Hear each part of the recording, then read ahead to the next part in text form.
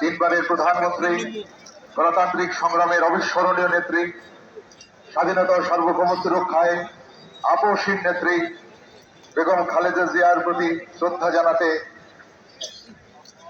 তার জন্য মহান আল্লাহর দরবারে দোয়া চাইতে লক্ষ লক্ষ প্রাণ এখানে সমবেত হয়েছে। আমরা আজকের অনুষ্ঠানটিকে মহিমান্বিত করার জন্য আমাদের প্রাণপ্রিয় নেত্রীকে আল্লাহর দরবারে তার জন্য দোয়া চাইবার জন্য সুশৃঙ্খল ভাবে সারিবদ্ধ ভাবে আজকে জানাজার নামাজ আদায় করব। সেজন্য আপনাদের সহযোগিতা চাইছি। যারা মিরপুর রোড থেকে ঢুকছেন তারা দয়া করে সরাসরি পেছনের দিকে চলে যান, এবং যারা এখানে কাতারের জন্য দাঁড়িয়ে আছেন তারা তাদেরকে, যারা মিরপুরের থেকে ঢুকছেন তাদেরকে পেছনের দিকে যেতে সর্বাত্মক সহযোগিতা করেন। তাহলেই তারা পেছনের দিকে চলে যাবে এবং পেছনে খাওয়ার বাড়ি, ফার্ম গেট, মণিপুরি পাড়া, সেখানে পেছনের দিকে রাস্তা খালি আছে।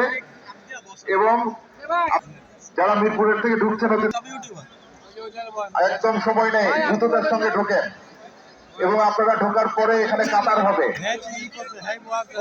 এবং যারা কাতারের জন্য দাঁড়িয়েছেন দ্রুততার সঙ্গে তাদেরকে পেছনের দিকে যেতে দিন, তাহলে আমরা তাড়াতাড়ি কাতারটা করতে পারবো। এখানে দেশ বিদেশের গণ্যমান্য ব্যক্তিবর্গ উপস্থিত হয়েছেন। অনেক গুরুত্বপূর্ণ নিউজ ফলো করে প্রচার হয়েছে। বিবিসি, সিএনএন, আল জাজিরা, এপিএফপি, এরকম অনেক নিউজ প্রচার হয়েছে।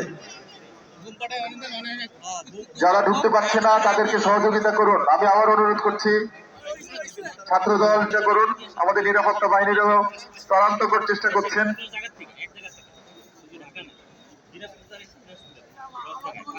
সবাইকে সহযোগিতা করুন পেছনের দিকে যাতে যেতে পারে, কারণ এখনো ঢলে ঢলে মানুষ ভেতরে ঢুকছে। মিরপুর